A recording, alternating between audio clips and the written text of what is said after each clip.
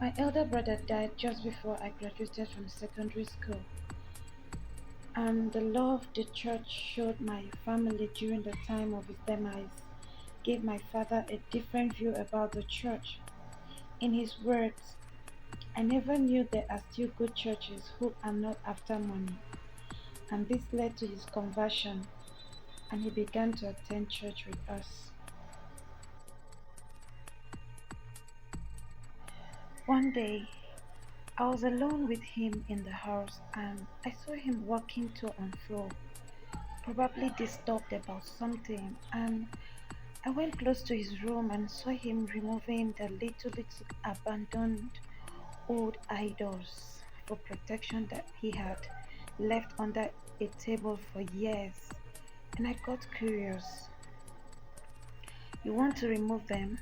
I asked, ready to help because the sight of those things in that room was one of the things I grew up to abhor in his room.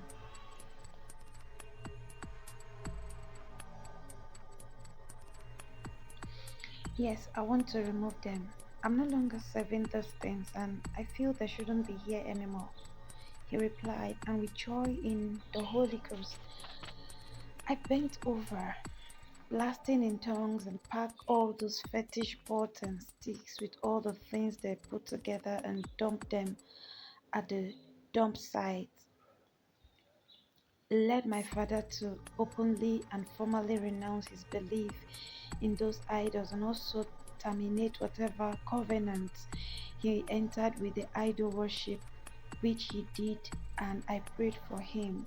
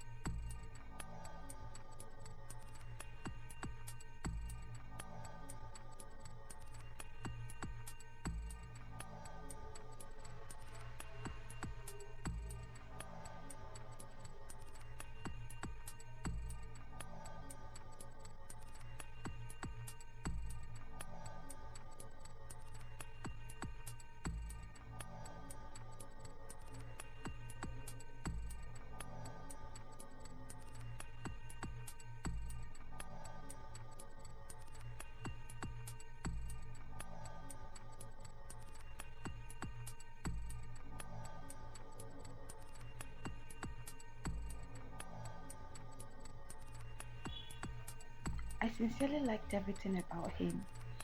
His love for God and the way he talks about the Bible passages he read, as well as his calmness whenever I threw fits of anger in an argument. Even my parents knew him as a responsible young man, and they had no problem with him coming around to our house, and we're doing well. getting along so well until he came up with something I couldn't get myself to do.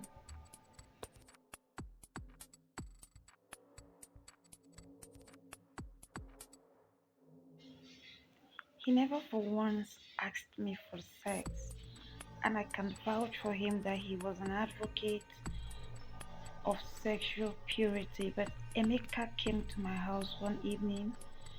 My parents were not at home. I was the only one in the house when he arrived, and we sat down outside to talk as we usually do. And he brought out a brand new razor blade while I washed him.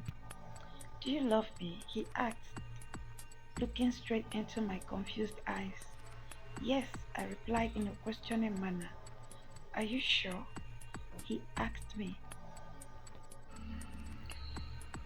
and I answered in the affirmative.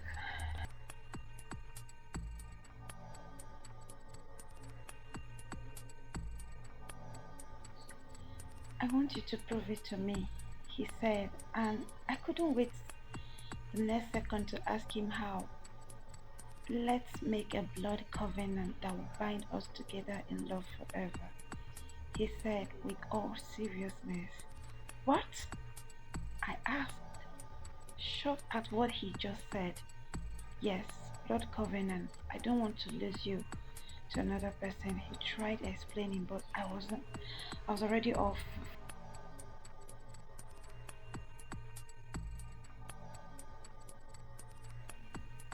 God forbid, I can't do it. I replied even without even giving him the chance to complete his statement because as far as I was concerned, there was no reason enough to go into a blood covenant for. But you said you love me, he said, looking all serious. Yes, I love you, but I can't go into a blood covenant with you. It's even a sin. Apart from the dangers, I can't do that. I maintained my stand, even though I was seeing how hurt he was beginning to feel at my refusal. Have I ever asked you for anything before? He asked.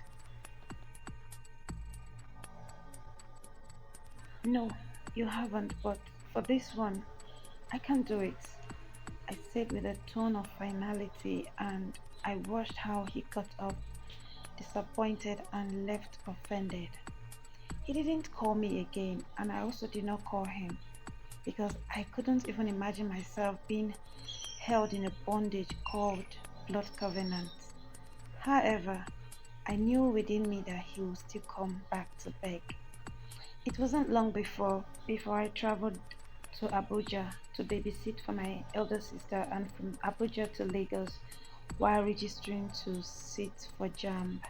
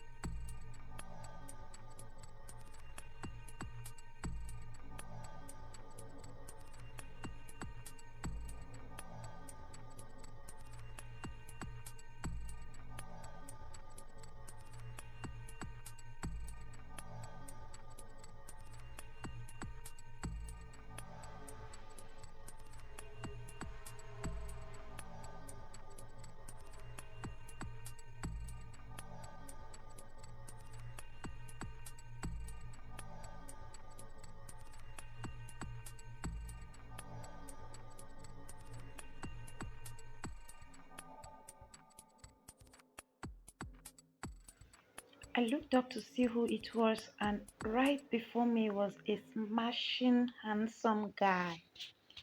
He was lanky, hairy, fair skinned, with pink lips. Looking into his eyes properly, I got enchanted by his sexy eyes and good command of English. I was blown away. Good evening. Okay, I replied, polishing my intonation to match up with his class because he's definitely not a village dude from my observation.